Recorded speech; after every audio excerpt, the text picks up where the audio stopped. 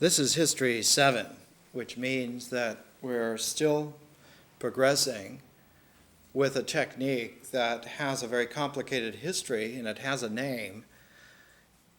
In fact, it has several names, but perhaps the best name is a phrase called accumulative penetration. In more clumsy times, when people still believed that objects were real and that you could just simply reach out and touch something, that kind of static block thinking was sufficient for an apprehension that somehow education was just words that carried a message and went in and registered, and your only problem was recovering those words. But it turns out that nothing is real at all in that scenario. Reality is not of objects that are statically there. What is, quote, there is an interpenetration of circumstances and vibrations that on every dimension is temporary, more or less, and our whole self with which we use to apprehend is a dynamic tornado of a whirl of gestalts that hardly ever is focused. And even the process of language is such a dynamic, recreating, recalibrating medium that it's like a wild horse that needs taming, and even then you have to be careful because it can throw you. And so that whole scenario of the simple education that here's someone who knows, who tells you about a subject matter that stays put, and then you should just remember what it was that you were told. None of that is true. That whole scenario is false. It's an illusion. It never has happened. It never does happen. It won't happen. So accumulative penetration is rather the reoccurring attempt to keep refocusing over and over again so that the wave front of your attention keeps approaching and finally getting to that multidimensional focus that who knows exactly where it is, but by an accumulated penetration, we finally come into contact, at least with the area, with the gestalt, which we wish to understand. With the proviso that it is a conscious action on our part, because we cannot just as some kind of neuter sending station send out a vibronic wave of apperception. We are carried with it, so that perception, rather than being a mechanical situation, is very much a mystical aliveness. In the ancient world, perception was thought to be little tiny instances of material flecks that finally went and made physical contact with something, bounced off them, and then came physically back in these little specks and made contact. It's like the comic books in the 1940s where someone would look and they would send daggers to somebody. It's that kind of a thing, and it doesn't happen at all. That perception is always creative. It's enormously dynamic.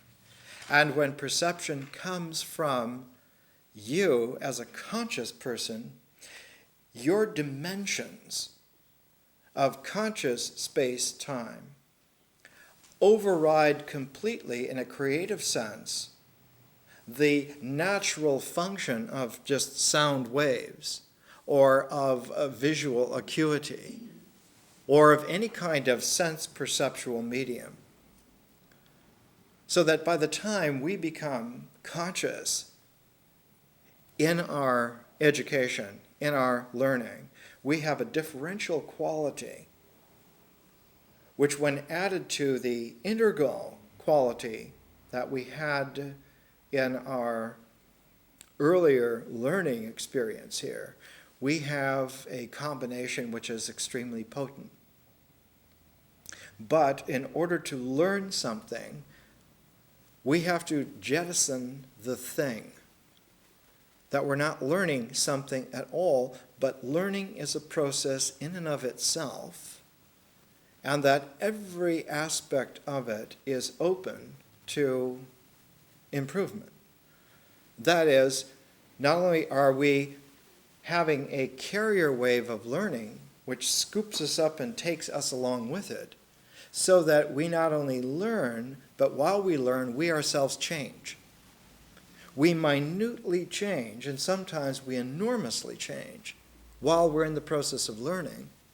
But also, it's like quantum physics emphasizes since the middle of the century. The observer changes what's observed also. So there's a very odd situation. To the extent that we understand, our understanding refashions the learner and refashions what is learned at the same time. So that there's actually a very slippery sleight of hand quality that requires an alertness. The better that we learn, the more that we change, and the more what we have learned is recalibrated. And to the extent that we become very good at learning, we literally recast the world with every glance. And we ourselves are different. The phrase is, I am not the man I once was. Or one is not the woman one once was. No one is on a minute scale, but especially in a learning situation, and one that's high-powered like this. This 2-year cycle is equivalent to about 30 years of human life. So the compression ratio is about 15 to 1, which means that we have an acceleration. So that every 3 weeks we're learning at the rate of what in nature would take a whole year, would take an annual cycle to experience, to digest, and we're doing that in 3 weeks. So we have a tremendous compression, and it means, too, that we are so powerfully approaching our material, what it is that we're learning, that we're influencing it and we're changing it at a radical pace.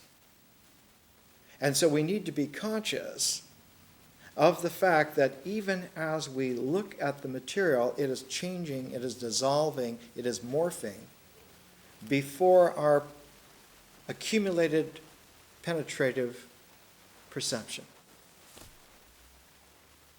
This makes learning a very active kind of a process. And it's not at all the school classroom model. One might say that the school classroom model is like the Victorian stage theater model. The audience sits in rows here, the actors are on stage, and they perform the play here exactly as it's written, and the audience takes it. That entire scenario is obviated completely by what is happening here. This is not even the modification of theater in the round. This is not even where the audience is the participants, where they're the only actors that's there. But it's one step beyond that. It's a step which an existentialist dramatist early in the 20th century, an Italian named Pirandello, wrote a play called 6 Characters in Search of an Author. We are an audience who are the actors themselves, but we do not have a script, and we're looking for one. And in order to have a script, we're looking for an author who does not exist because the complex, condensed motion of our acting ability has transcended there being a playwright, a author, who would be complex enough to be able to give us a script. And so what happens is that the play is literally whatever it is that is happening and does happen. And our tendency is to think that all of that is free-formed and thus chaotic. And in fact, we know from experience of men and women who have done this for thousands of years that when you get caught up into that ultimate participatory chaos, that more and more universal structures come through that were there all the time. Why are there universal structures? Because in order for the material universe to stay, even temporarily, what it is, it has to polarize. Matter, atoms, molecules can't be atoms and molecules unless they hold a polarity structure, at least for a while. And so you have a polarizing theme that happens all the time, so that chaos is always polarized. It's like in chaos theory. If you run a computer graph on some chaotic event, the classic one was a leaky faucet dripping. If you keep track of the random drips of a leaky faucet, eventually, over some larger scale tracking, you will see that there is a double attractor, like an infinity sign graph, that begins to assert itself, which is there courtesy of the universe. And so this polarized quality, this double attractor, this infinity sign, which is not made in some kind of clear-cut rut, but which is approximated over and over again, millions and millions of times. But in the overlay, in the Gestalt, the effect is that one gets, in reality, even unbidden, even in chaos, you get a polarized kind of a syncopation that sends out vibrations, it sends out resonances, so that the waves of energy that define reality are all resonant arcs of this kind of bow, this infinity bow, of polarities having some kind of Gestalt common focus. And so men and women, even thousands of years ago, tens of thousands of years ago, discovered within themselves a kind of a balance. An athlete has it. A yogi has it. Someone who comes into a sobering up suddenly has it. They discover, they uncover, they register that there is a calm. There's a horizon of calm within. That while the universe of the cacophony of chaotic events and perceptions and vibrations is happening, one has within a calm horizon that does not change. And that this calm horizon, when it's superimposed on this universal structure of that infinity butterfly double attractor polarizing focus effect, our inner calm horizon exactly bisects that infinity sign, and so that there's a common point.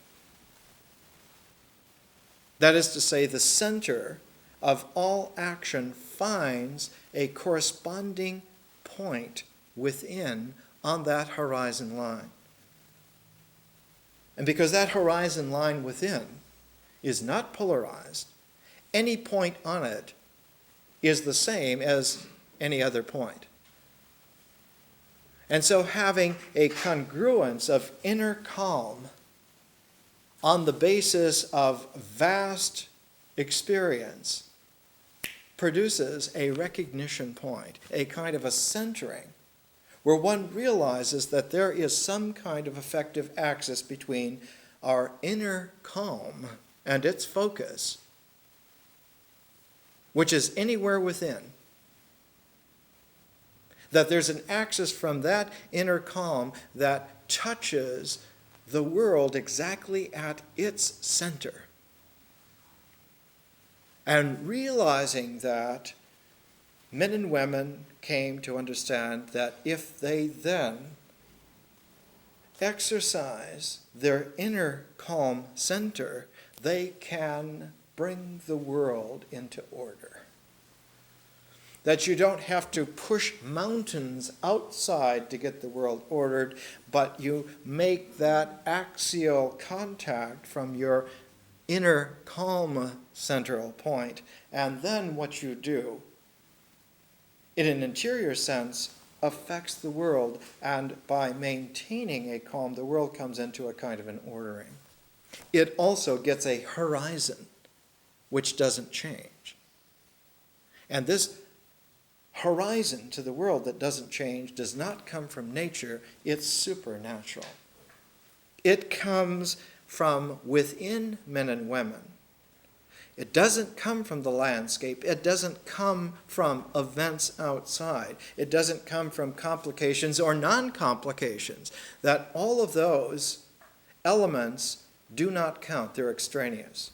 What counts is that you find your inner horizon of equanimity and make some kind of axial connection from any point on that horizon and maintain it, and it will find the counterpoint at the center of the world. And by maintaining that, the world settles into a horizontal quality.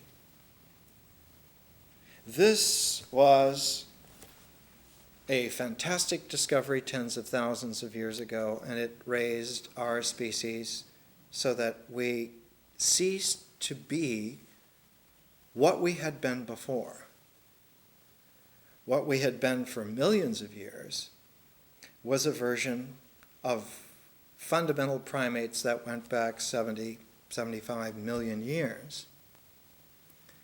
But somewhere in the East Africa Rift Valley, about 4 million years ago, some common ancestor, we know from DNA studies that it was a woman, it was a female, that there was such a person as a genetic Eve who lived at that time in that locale and whose genetic trace in the DNA carries all the way through up to every living creature of the human race on the planet today. We are all vibranically related to someone who brought her center line into contact with the world in all of its turmoil, but on its vast scale where this infinity sign came with its center to an axial contact with some primordial 4 million year old woman.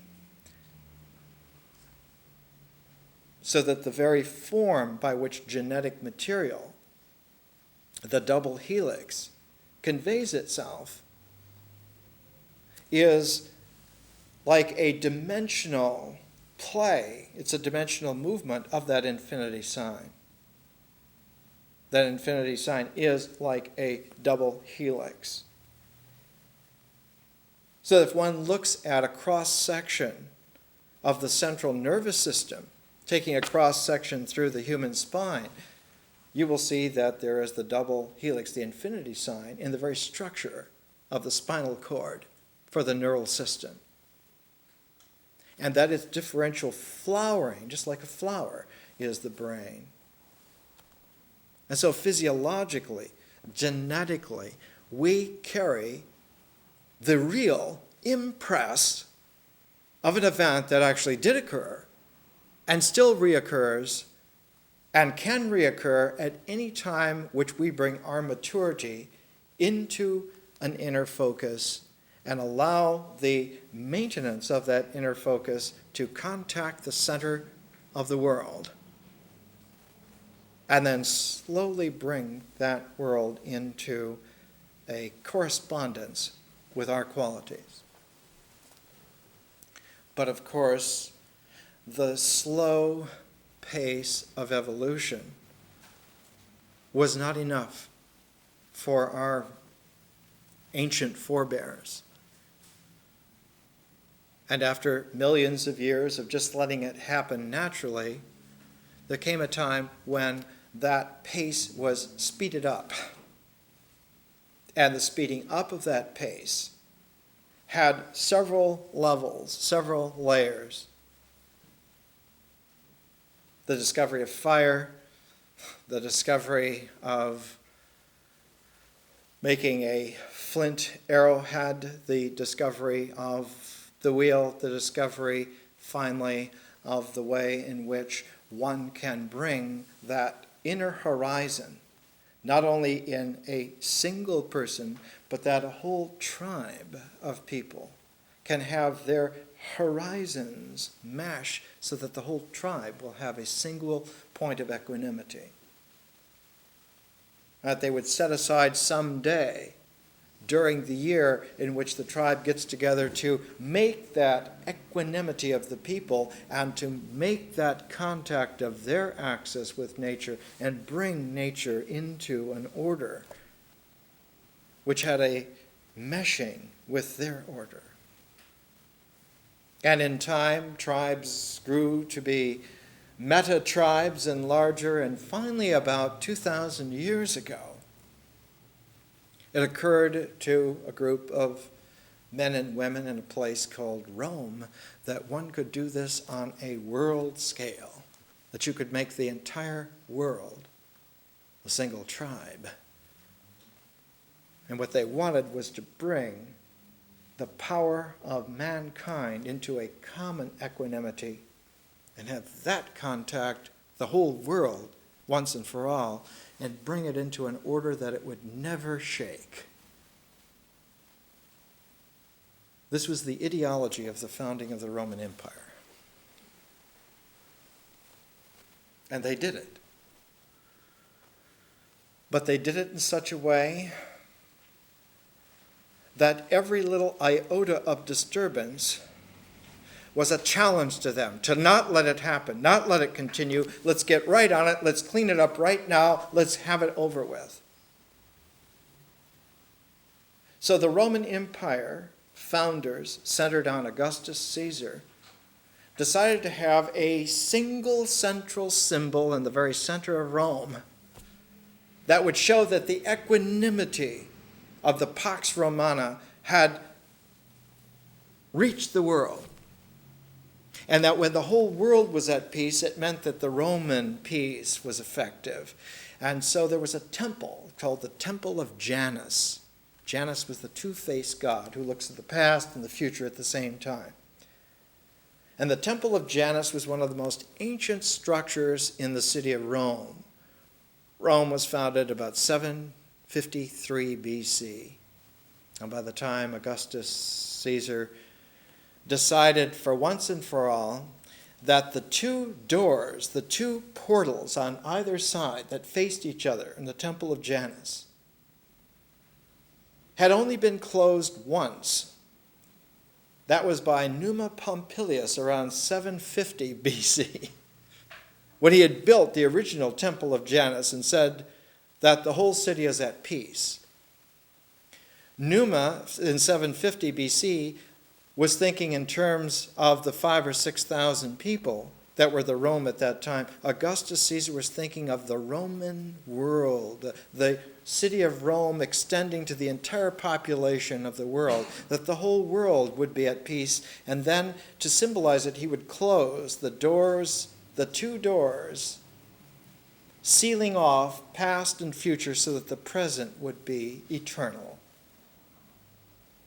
And so he closed the doors of the Temple of Janus. He closed them firmly after the Battle of Actium in 31 BC. He said the entire world is at peace and we mean to keep it that way. And of course, there was an outbreak someplace in this far-flung empire, and immediately a dozen legions were sent, and everything was completely dismembered. And the whole world was at peace again. And Augustus closed those damn doors again. And something else broke out. And immediately another 100 legions were sent to stamp them out permanently forever.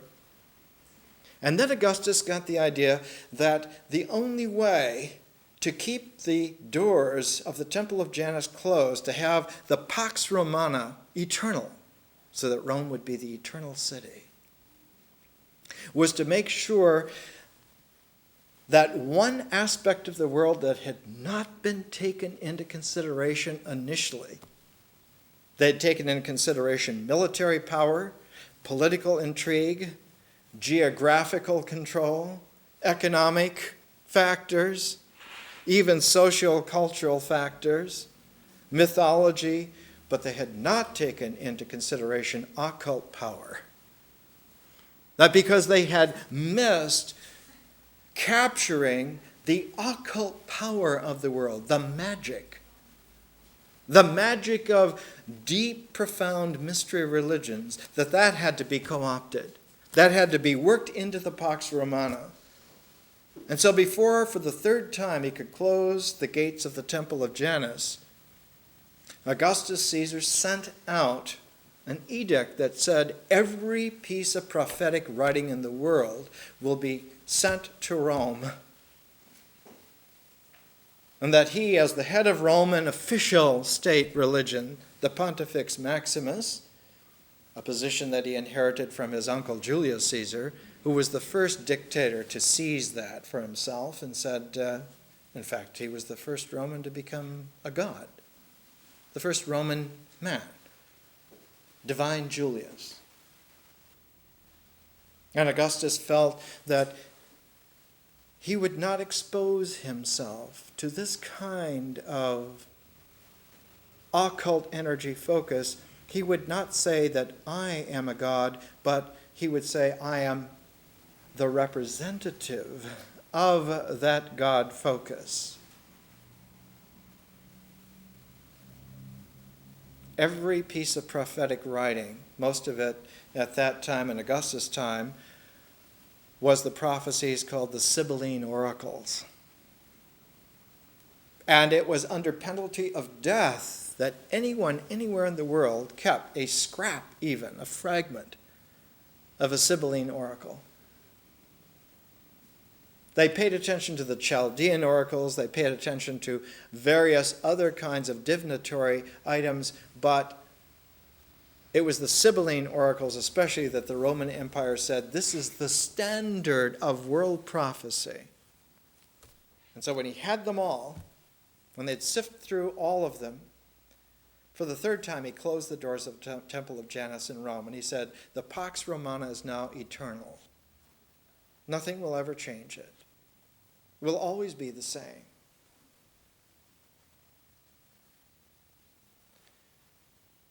And it seemed to be. Augustus ruled the world for 44 years. He had had power for about 15 years before that, so for almost 60 years. The average population age was somewhere in the early 60s, so that for most people, Augustus had been the emperor of the world for as long as they could remember. And when he died in 14 AD, there was a quiver of apprehension that went through the Roman Empire. His chosen successor, Tiberius, held up bravely and he said, we still have Augustus's wife, the Augusta. She's still alive, Livia. Livia, who had been such a fantastic beauty that when Augustus had seen her, he literally commanded that she be brought to him from her husband. And she was his queen for more than 40 years. She still was alive.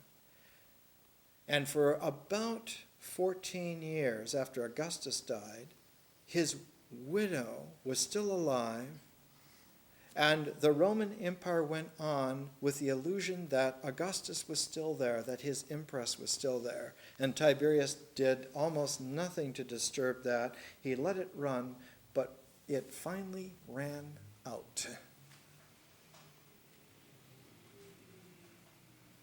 When the Augusta died in 28 BC, Tiberius felt some kind of a quiver. It's recounted in one of our texts, one of the books that we're reading, Tacitus. Tacitus in the Annals. He calls the beginning of this period of Roman life the reign of terror. The reign of terror. He says that when Tiberius became the emperor of the world and in charge of the equanimity of the Pax Romana and its influence on the world, he became increasingly sensitive to occult fluxions. The fluctuations in process. Newton used to call them fluxions. He used to say that Newton said one of the most challenging things about higher mathematics was to keep track of fluxions. That fluctuations that are in process are not things, but they're like waves. For Newton, one of the most precarious of all fluxions was gravity. How do you mathematically keep track of gravity? And even today, 1997, we don't find gravity waves, but we know that they probably exist. But 2,000 years ago, Tiberius Caesar was haunted by the need to keep track of the universe's quivers, and so he reached back to the only science available to him that had any pretensions on the scale, and that was astrology. That astrology kept track of these waves. And so more and more, Tiberius began to search for the world's greatest astrologer who would be his advisor in this precariousness of keeping track of the occult quivers of the world and of the inner world. In order to set this up, he realized that he had to have an astrologer who was accurate in his horoscopes, in his predictions. So Tiberius, increasingly haunted by paranoia, and as you can imagine, by superstitious, paradoxical wonderment, went to a kind of a castle on the coast south of Rome, and it was approached only by this rocky trail that went along the brink of the promontory. In fact, it was very near to the place where the ancient Cumaean Sibyl was said to have lived, the place where Aeneas, who founded Rome, went into the underworld to contact the Cumaean Sibyl to find out what her prophecy was about the future of Rome. And in the Aeneid, Virgil tells us that when Aeneas went into the underground world of the Cumaean Sibyl, that her world was a series of tunnels that opened up and opened up, so that finally there were more than 100 mouths of these underground subterranean tunnels, so that when the Cumaean Sibyl spoke, her language had so much cacophony and echo that no one could hear it. And it was only due to Aeneas's divine given gift that he could pick out the exact message from this cacophony. The landscape is just north of the metropolitan area of Naples, which incidentally is a volcanic geography. And in fact, the whole underground land there is riddled with tunnels, volcanic tunnels. And there's even underneath a great lake, Lake Avernus, a tremendous tunnel that in very ancient times they had cut windows that had this very odd shape where there was like a base, and then it went up like an isosceles triangle, and then narrowed and went up and then came together. You see that shape in Mayan esoteric architecture, and it's called, in the 20th century archaeology, it's called the Arch of Lablum. But in its elongated form, it was the accumulated penetration gateways to the focus of the prophetic Cumaean Sibyl's key to the world. So Tiberius positioned himself on this promontory, on this fabled landscape, and he had astrologers from all over the world brought to him along this precarious path, and they would make a prediction of what the future was to Tiberius, and Tiberius all the time was planning their death. That on the way back from this castle along this path, they would be thrown down to the surf on the rocks below. And every one of them was killed until he came to an astrologer named Thrasyllus, who, when he came to cast the horoscope, was absolutely in horror. And he looked at Tiberius and he said, "I am finished. I will die within the hour." And Tiberius knew he had found the man, because if the man could predict his own unknown death, he could help him predict a course, a navigational chart for the Roman Empire and the occult quivers of the Pax Romana. All of this haunted not only Tiberius, this kind of equality, Tiberius Caesar, in alignment with Augustus Caesar, with Julius Caesar. So all the Caesar line, all of the Caesars were in this alignment of holding the Pax Romana increasingly not only by military power or economic power or geographic hegemony, but by the quivers of occult prophetic language. But the whole Caesar line came to a crashing end with Nero, who finally burnt the whole city of Rome. Why? Because one prophetic school of writing had never been integrated into the Pax Romana, and that was the mystical prophecies of the Jews. They'd completely overlooked this small sect of people in this far-off province of Judea. Just who the hell were they? What were their prophecies? We need to have them. We need to integrate them. We can't have a universal, eternal empire without them. No wonder we've been having troubles. And so the next dynasty from the Caesars, the Flavian dynasty, founded by Vespasian and carried on by his two tyrannical sons, Titus and Domitian, sought to integrate Jewish prophecies. And Jewish prophecies at that time, Jewish prophecies in the 1st century AD, were all about the Messiah, all about the miracle-working Messiah, who could individually change the world by himself. The Messiah who collected all of the inner energies, not only of the living, but of the dead, not only of the past and present, but of the future. So that the entire horizon of equanimity, of mankind as a species and all of its possibility were centered in this super godlike Messiah.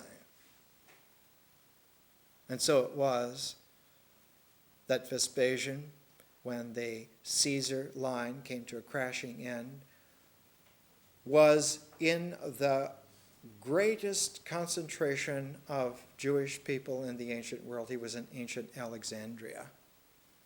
Ancient Alexandria had, at that time, according to one of the great writers of the age, had over 1 million population. Jerusalem, the largest Jewish city, had somewhere around 150,000 people. And so in Alexandria, as Tacitus tells us, Vespasian had these whispers from aides who were on top of the situation, because there are always those kinds of people. The Messiah ship is up for grabs. It's whoever can work the miracles. What miracles are there? There especially the blind will see and the lame will walk, and that you will be able to emphasize that your vision of world peace is what holds. And Vespasian passed all those tests in Alexandria. Tacitus tells us about making the blind see, about making the lame walk. And increasingly, the Roman emperorship went to a different level, a level which Augustus Caesar at the founding of the Roman Empire had approximated, but Vespasian, very carefully learning a lesson from Augustus Caesar, do not make the mistake of Julius Caesar of putting yourself there at the center. And so Vespasian decided not to put himself so much there, though he would claim the power. He would be the new Roman emperor, and he was. But he did so in order to found a dynasty which his sons would carry out. And the occult vision that he had in Alexandria, he went to the great tomb of Alexander the Great, where Augustus had gone. When Augustus had won the world, he completed it in Alexandria at the tomb of Alexander the Great, and he went in and spent the night there by himself, wouldn't allow anyone else in the temple. And actually, in the tomb, which was a huge dome that had a solid gold coffin with a glass top so that the body of Alexander the Great was there, Augustus opened that by himself and touched the nose of Alexander the Great and broke it, this finger. But he had a dream in there, and that dream was the founding of the Roman Empire. But Augustus had never thought of Jewish prophecy as necessary for an eternal empire, whereas Vespasian specifically went in there, specifically went there to have an archetypal healing dream, courtesy of the god Asclepius, about the Jewish prophecies, about the Jewish messiahship. And in this way, what before had been a very small part of world concern was brought exactly to the center. The Jewish Messiah became the most important archetypal concern in the world all of a sudden at that time. It was 70 AD. He saw in a dream a man, a figure, a glowing figure, who identified himself as Basilides. And Vespasian said, I know you, but you are not here in Alexandria. And when he got up the next morning, he sent out scouts, and they located Basilides about 80 miles outside of Alexandria. He couldn't have come in person. So it was a dream figure. But why this man? But you have to understand, Vespasian was very well coached by metaphysicians, by occultists. They said it's not the man, it's his name. Basilides means son of the king. You're gaining this for you to be king so that the sons of the kings will be the messiahs. And so Vespasian reinstituted and reinvigorated the Roman Empire on an occult religious basis that was a whole notch higher than that of the Caesars. And in order to ensure that there would be no more competitors, he sent his two sons to opposite ends of the empire. He sent Titus to Jerusalem to destroy it, and he did. He completely dismembered. They tore the temple in Jerusalem down so that all that is left today is actually called the Wailing Wall. And it was left as a memento of lamenting, endless lamenting, because the Roman Empire has taken your God from you. And the great menorah in the temple was taken to Rome. And as we said before, in the Arch of Titus, there in Rome still, you see the sculpture of the great menorah as the keystone for Roman imperial power. But what about the younger son, Domitian? Domitian was only 17. He was sent off to the Western European front, where he tried at 17 to usurp military power. And he was laughed at by the generals who thought he was playing boyish pranks. And so Domitian disguised himself as a dreamy-eyed poet and waited and bided his time. And when he became Roman emperor, after Vespasian died, after Titus died, Domitian's whole reign was called the Reign of Terror, all over again, exactly, just like Tiberius, only even more constrained. And it's Domitian, under Domitian, who's the one who brought the surviving prophetic voice of Jewish Christianity to Rome to interrogate him. That was St. John, the author of the fourth gospel. And Domitian, in an eerie sense, realized that he should not, he could not, he must not kill this man, for that would loose all these unintegrated powers out of his control forever. And so he jailed St. John. He jailed him in exile on a rocky island called Patmos. And that's where St. John wrote the book of Revelation, which was his inner archetypal vision, rising up against this world of Roman Empire illusion, saying, you think you have brought all the occult power in the universe into your city? You haven't even touched one planet of a whole cosmos of millions of stars. Let's take a break.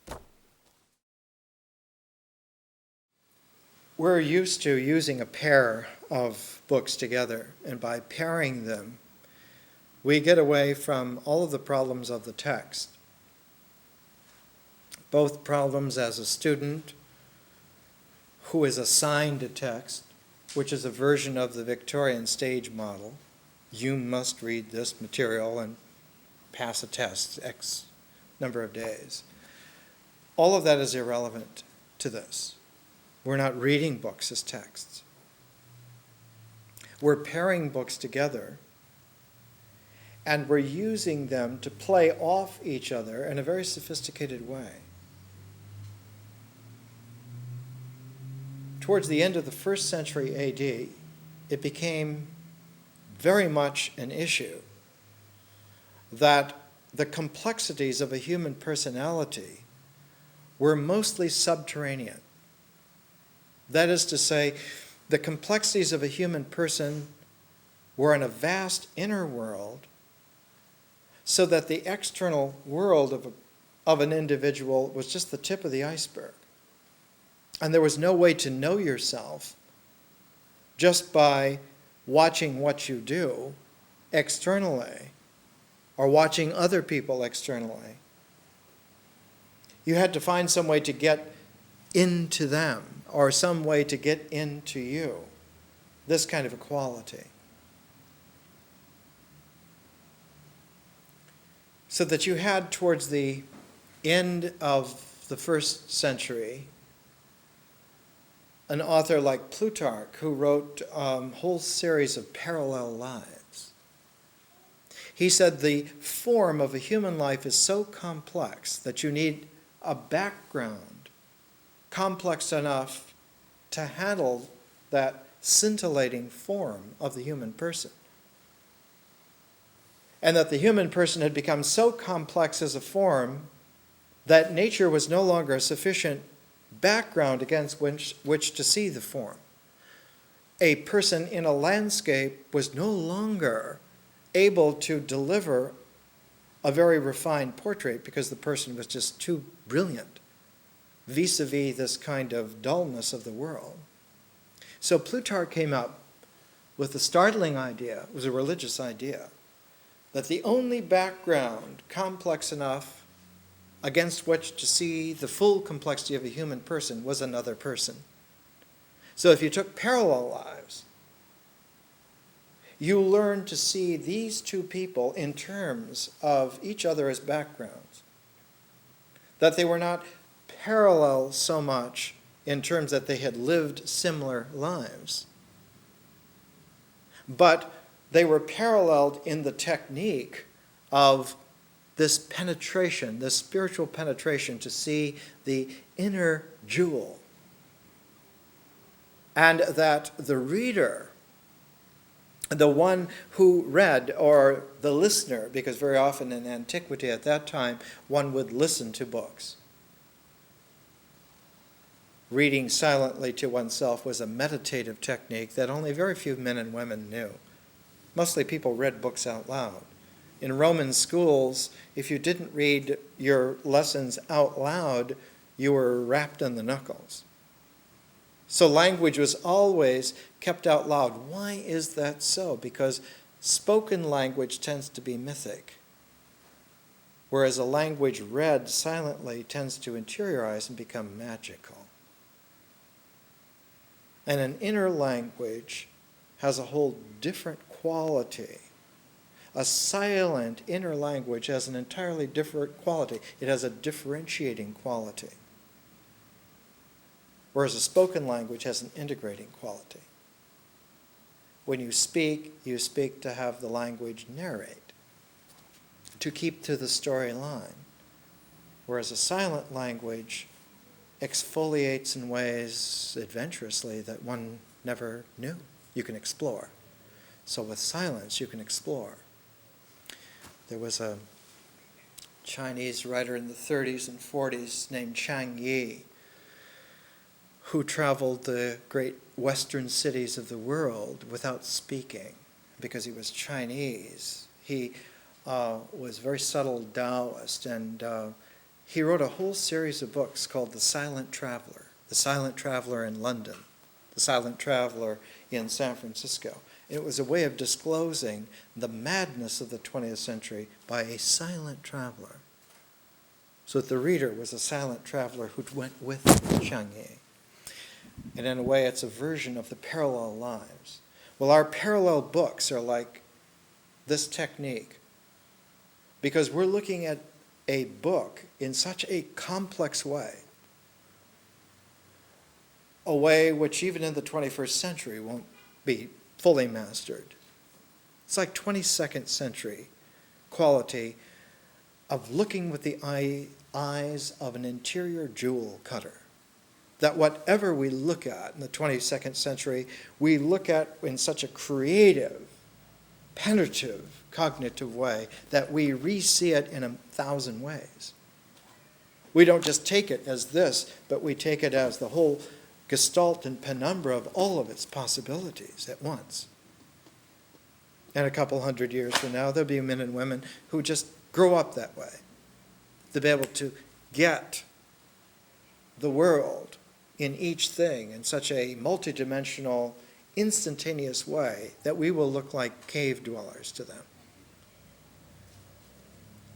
So we're trying to get into the beginnings of this kind of equality. In the ancient world, in the 2nd century AD, after Plutarch's Parallel Lives, after several developments, after all of this concern with occult dimensions of the world, and it became a real cause célèbre, a real issue, they realized that political power depended upon it, that world dominion depended upon it, personal integration depended upon it. So in the 2nd century, one develops this kind of sensitivity to the multifaceted quality of life. And the Romans were never able to master it, because the Romans so quickly took over the world that they swallowed whole populations without ever having gone through the long evolution that those populations had gone through to gain their wisdom, their experience. And so, like a glutton, Rome simply swallowed too many people and had indigestion. But later on, when The Roman Empire itself abandoned Rome, said, well, it's too far gone, it can't be saved. They founded a new Rome, a whole new city, Byzantium. They said, we're going to start from scratch, and Constantine the Great said, not only we're going to start from scratch, but we're going to integrate as the central synthesizing vision this little Jewish cult that became Christianity. We're going to found the new Roman Empire on Christianity.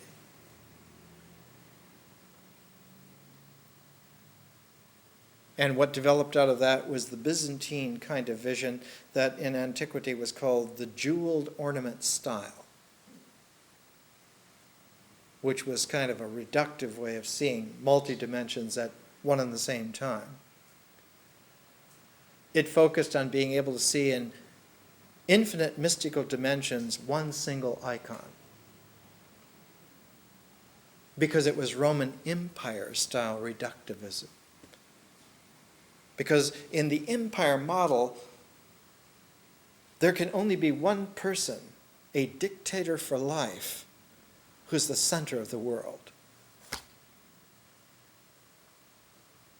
And that there's a pecking order down from that. But when it was first new, when the Roman Empire was refashioned the first time by the Flavian dynasty, after the Caesars, when they were trying to integrate the mystical Jewish prophecies of the Messianic New Age into their mix, it occurred to them to at least ask the question, well, who are the Jews anyway? And as we can see from Tacitus, that there was absolutely no idea whatsoever. The Jews were seen, for instance, here's how Tacitus writes it. He wrote this about 100 A.D., after all these events had come to a temporary conclusion. It is said the Jews are refugees from Crete, who settled the furthest part of Libya at the time when Saturn was forcibly deposed by Jupiter.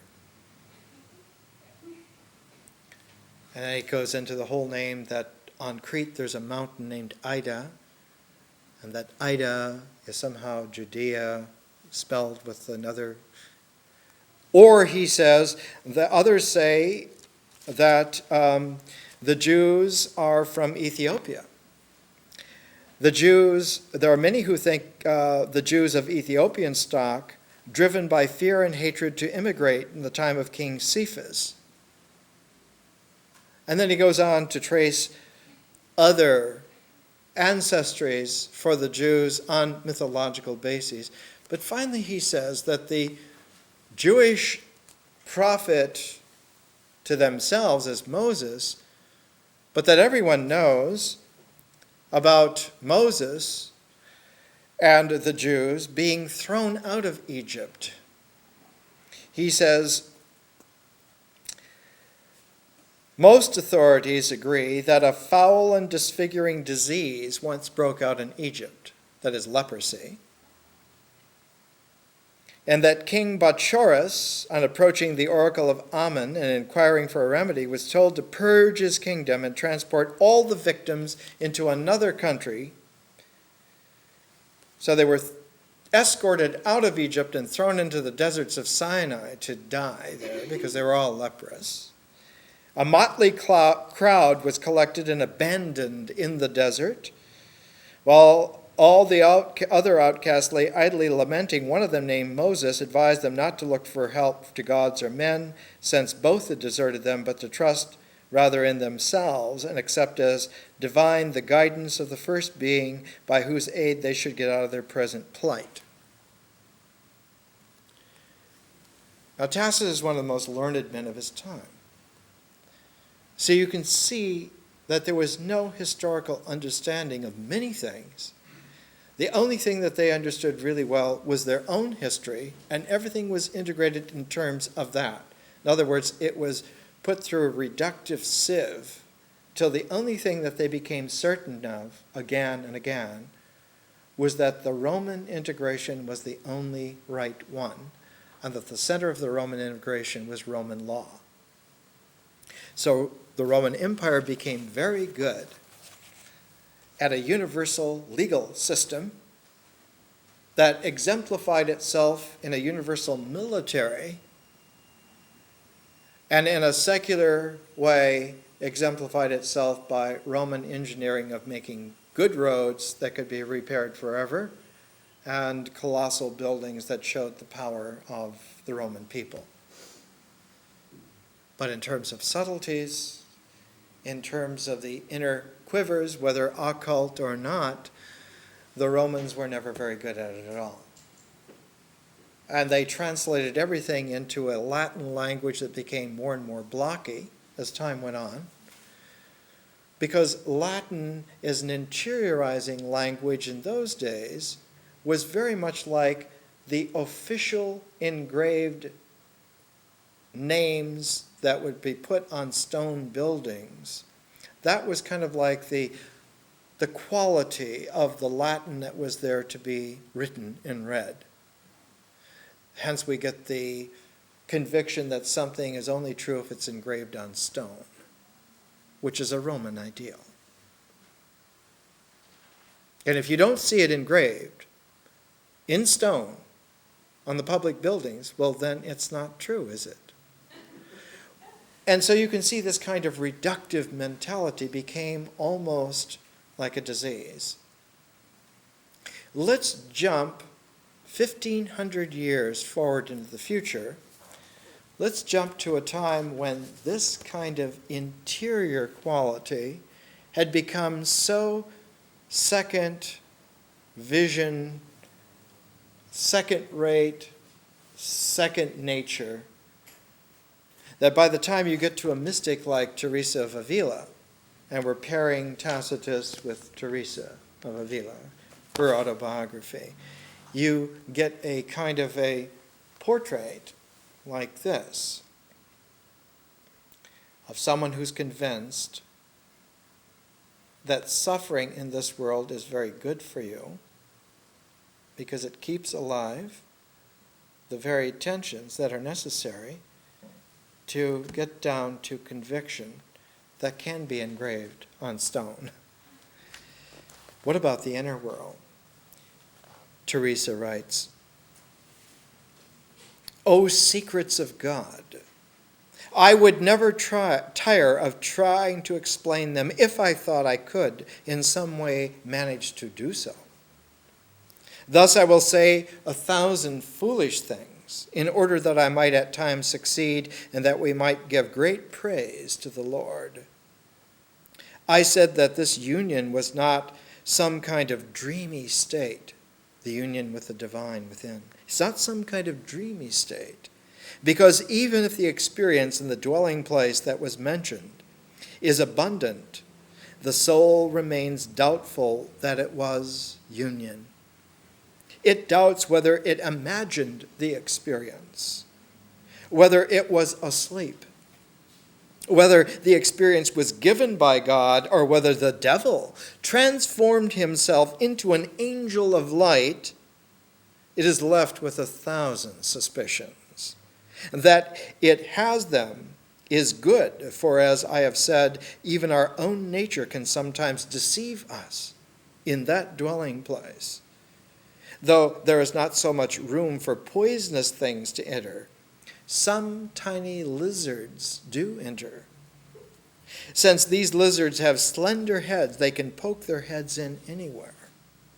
And even though they do no harm, especially if one pays no attention to them, as I said, they are often a bother, since they are little thoughts proceeding from the imagination and from all the things I have mentioned. But however slender place, for there is neither imagination nor memory nor intellect that can impede this good, yet I would dare say that if the prayer is truly union with God, the devil cannot even enter as a little lizard and do damage."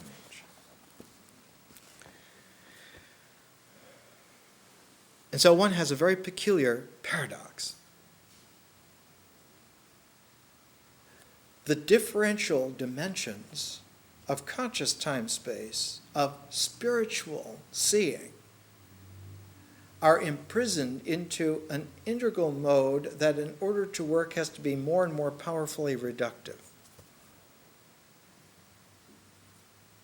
And it's very good for you to be forced to reduce down to get to that unmistakable conviction which can be engraved in stone. Caught in this kind of a bind, most of the histories of successors of the Roman Empire have met with horrific fates. It wasn't until the 20th century, though, that human beings have had to live with the most monstrous replays of this whole kind of scenario. What is monstrous about it is that consciousness becomes reduced down into a form of thought called an ideology. Here's a definition of an ideology written by one of Europe's greatest thinkers. He wrote it having survived the Second World War. He wrote it in Berlin in 1948. His name is Karl Jaspers. An ideology is a complex of ideas or notions which represents itself to the thinker as an absolute truth for the interpretation of the world and his situation within it. It leads the thinker to accomplish an act of self-deception for the purpose of justification, of obfuscation, of evasion, that in some sense or other, this belief is to his own advantage. And that the peculiar thing in the 20th century is that this involution has taken such a curious turn that it's become paradoxically involuted. So that by now, Jasper's writing in 1948, the high daring of self-reflective consciousness that is a precondition of all truthfulness has degenerated along the path of ideological theory. So that the very process of thinking in possibilities has fractured itself, and one then does not believe any conclusion, but only the continued ability to doubt that there is any conclusion, and that this becomes then the ideological conviction. And that it leads increasingly to the state that we have today, 1997. That this regressive ideological system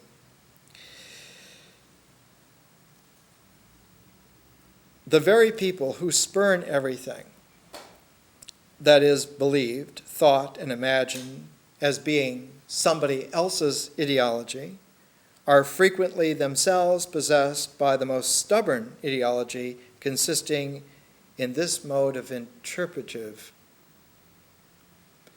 this kind of deconstruction, this kind of critical sass, this conviction, this ideological conviction, which can be in itself carved in stone, that nobody else's ideas are necessarily true for me, or that my ideas of yesterday are not necessarily true for me.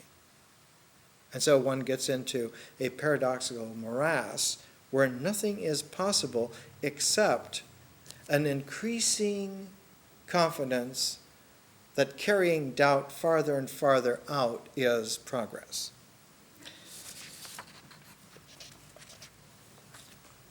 Jaspers writes that this process of unmasking untruth in others, in situations. This process of unmasking has now ceased to be an unveiling and has become a malicious form of attack. It is not critical investigation, but suggestion. Not empirical exposition, but mere assertion. So that to suggest by increasing forceful assertion creates this in-your-face quality where plausibility seems constantly to illume on any particular assessment. Thus, the method of penetrating cognition of truth has ended up as the abasements of psychology and of the thought that completely loses truth simply by its exercise. Everything is ideological in this thesis, and itself becomes an ideology. Nothing is left except that one increasingly is hungry for, craves, martyrs. Someone's to blame. Something is to blame. And they goddamn well should be punished. And so there's this kind of equality. This was written in 1948, published in 1949, and one could say that we have pretty much gone along this track.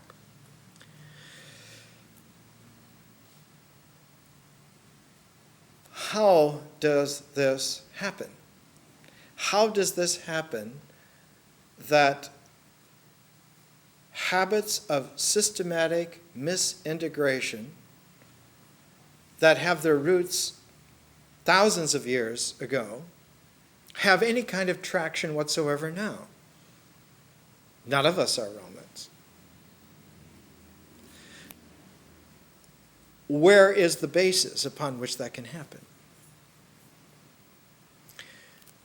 Because, as we talked about at the beginning today, the very process of perception, of conscious time-space apperception, carries with it the viewer.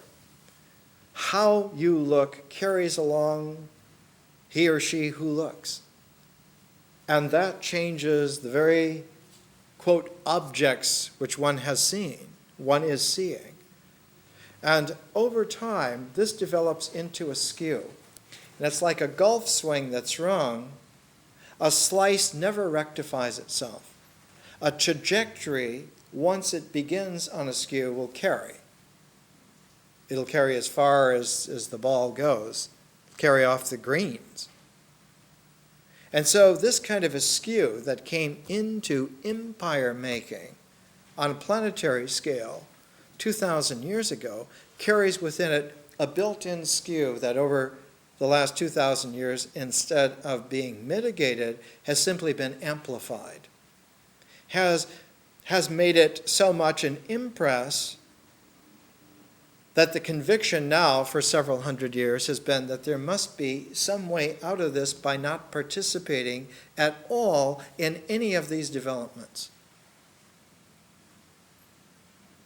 So the search is on the basis, what people have not been co-opted into this? Let's go look at those people. Let's see how they live, how they think. Non-Roman Empire mentalities. Non-Roman European history thoughts and ideas.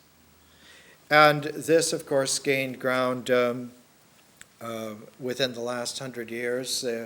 One takes a look at the development of world anthropology, at the looking not only at other peoples who have not been folded into this process, but of looking at oneself in a primordial way before you've been co-opted into this kind of a process. But in all this, there's a basic focus that reoccurs almost like some kind of repeating pulsar signal. that the history has not been all of one piece, that there has been some kind of a landscape that has more or less peaks of intensity and energy and focus, and that the greatest peak occurred some 500 years ago. And that at this peak, some 500 years ago, there was a fundamental shift, a fundamental change, a quality that made some kind of a difference. One of the greatest philosophers of the 20th century, a woman named Hannah Arendt, said that there are three different qualities that come into play 500 years ago, almost like some kind of new triad of concerns.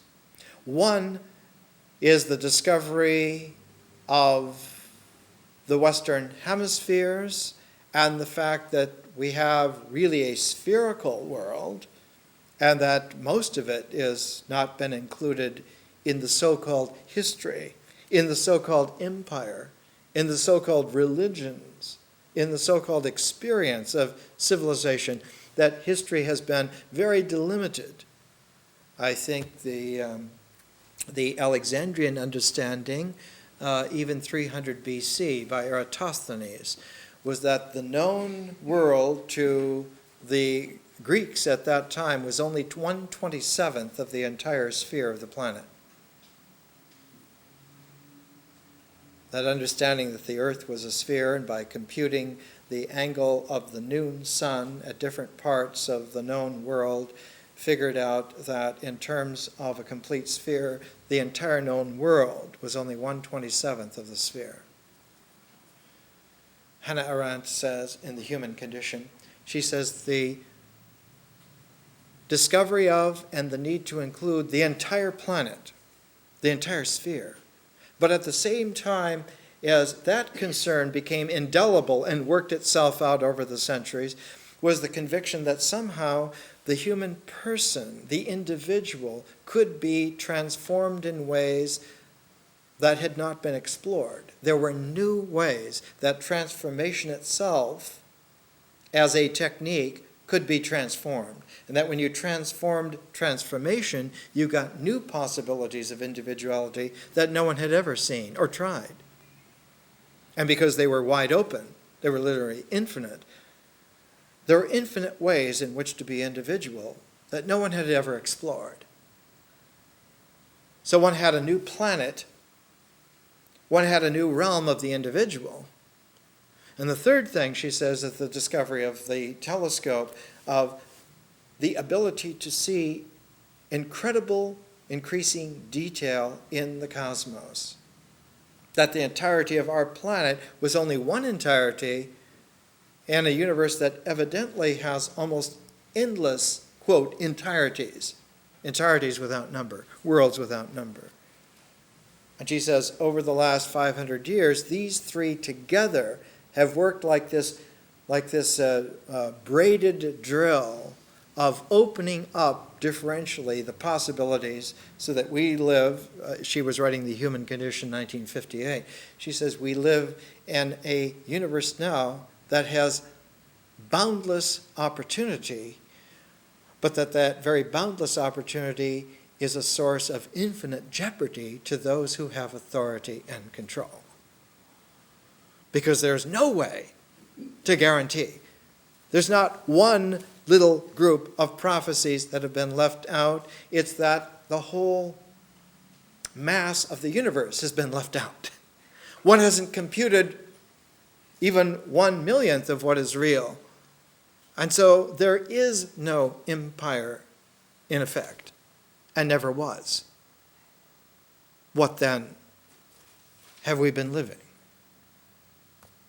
We thought it was a history. We thought it was history. Now we realize it wasn't even a history. It is nowhere.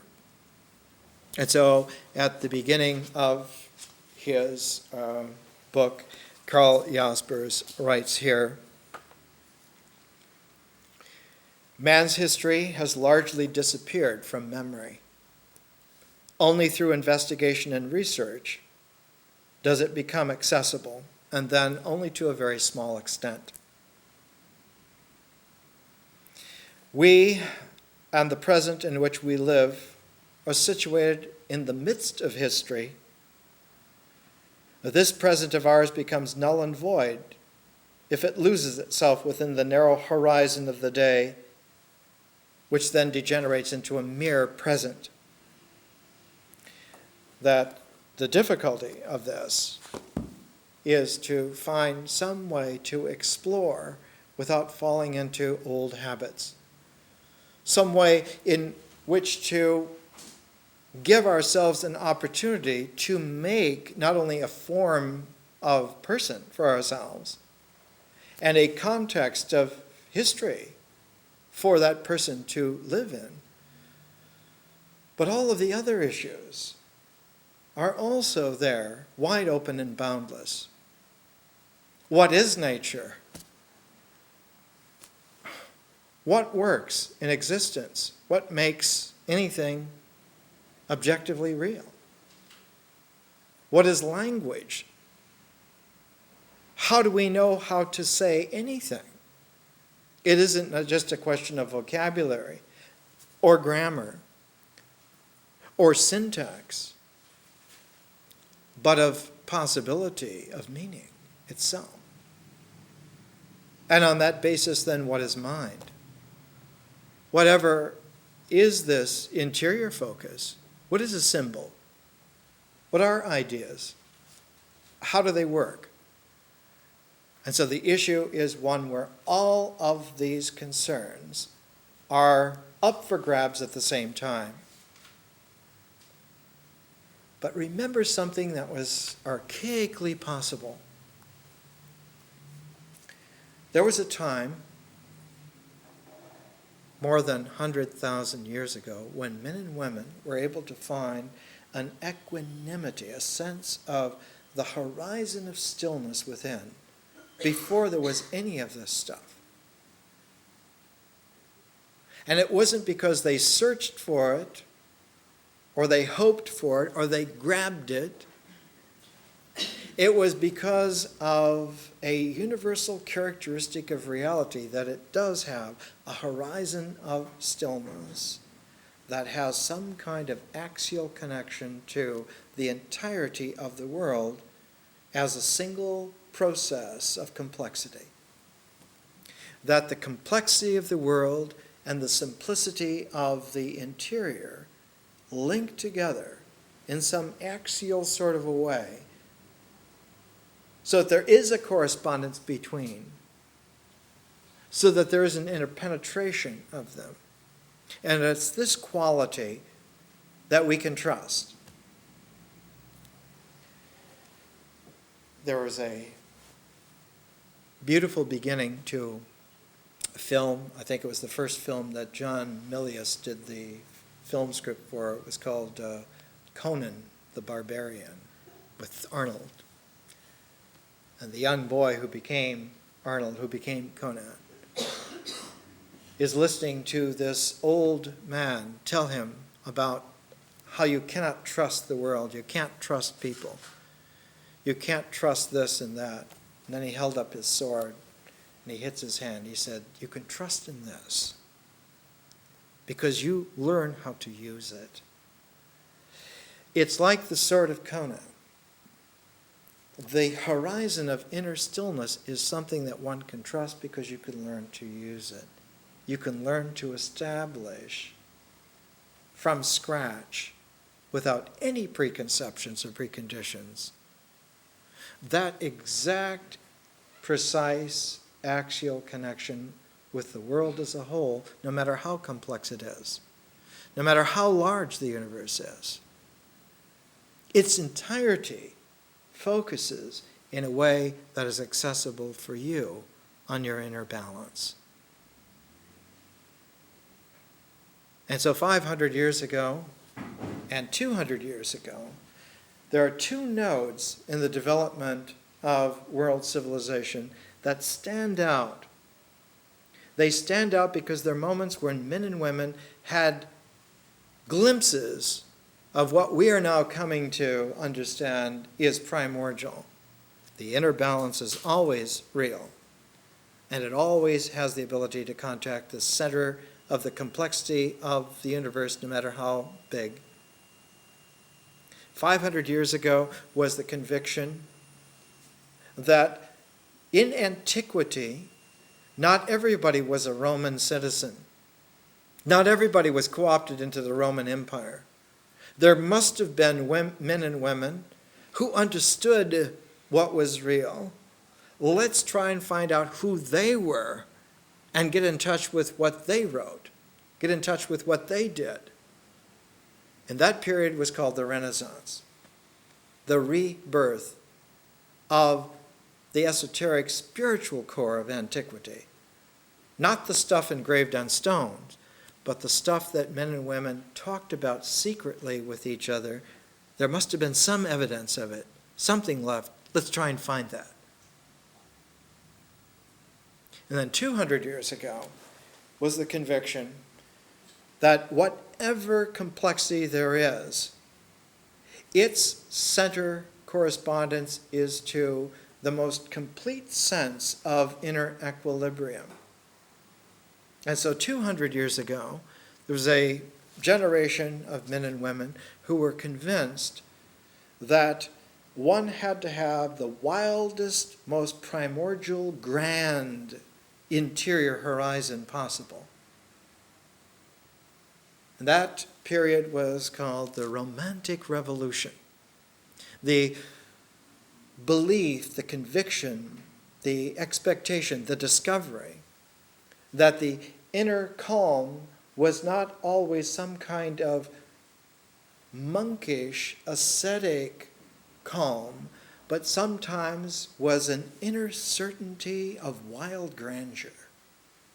That there was a torrential calmness within oneself that one could tap. And that it was on the basis of this that the whole of the universe was evocatively called out to come into play.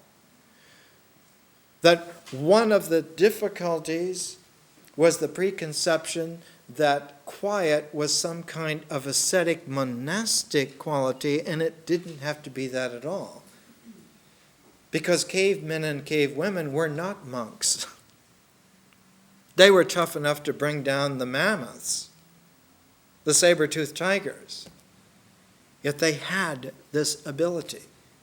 They had this wild, elegant, romantic hero equanimity. How do we know? We know now, they didn't 200 years ago, but we can see the ancient cave paintings of 30, 40,000, 50,000 years ago from various parts of Africa and southern Europe. And when we look at those cave paintings, we see the wild animal populations upon which their life depended. And almost like some kind of mystical seal, we see the handprint of men and women in the center of the overlapping gestalt of these wild animals. That somebody had understood that they were a part, a synthesizing, centering part of this whole wild world. That the wildness of the world made sense in terms of the wild equanimity which they were able to experience within. And that they put these images not in the sunlight, but they put them in caves underground, so far away, so convoluted that you would have to go by torchlight for sometimes more than an hour just to get there. And to secretly have this disclosed to each other, that this is what is true. That the secret of the reality is that the world responds to how we are real. And if we are elegantly wild, the universe turns into a lover rather than a mother. And on that basis, life gets juice that it never had before. And out of that comes children of promise that would never have been born had they have not been conceived. We're going to get to another pair of books in 2 weeks. We're going to get to Burckhardt's Civilization of the Renaissance in Italy and to Hegel's lectures on the philosophy of world religion. But as these pairs of books go along, our technique has always been to not just let the pairing continue, because it has a tendency then to become a paradox. The ancient wisdom tradition was to let the pairing continue for a series of 3 stages. Once you have 3, you have the first sense of a form. The triangle is the most simple of forms. And once you have 3, you look for where the center is. And so after 3 pairs of books, we take a single book. These single books are special. They're documents from all over the world, and the one we're going to take at the end of history is from India. It's called the Dhammapada. It's the history of the steps that one takes along the middle path. The Dhammapada is not a book about Buddhism. It's not an ism. But it is the record of the way in which your footprints would register if you walked on the middle way, not touching any of the polarities in the world ever. What would your steps be? One is reminded of that most remarkable discovery that Mary Leakey made now 30 years ago or 40 years ago,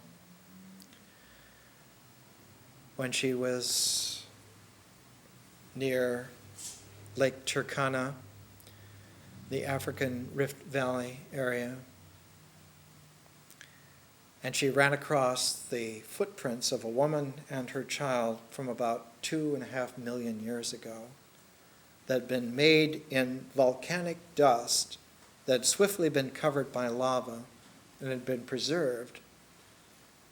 And in some mystical, magical way, they were uncovered enough for Mary Leakey to find them and to astonishingly prove to the world that human beings, a woman and her child, 2.5, almost 3 million years ago, left footprints very much like we would.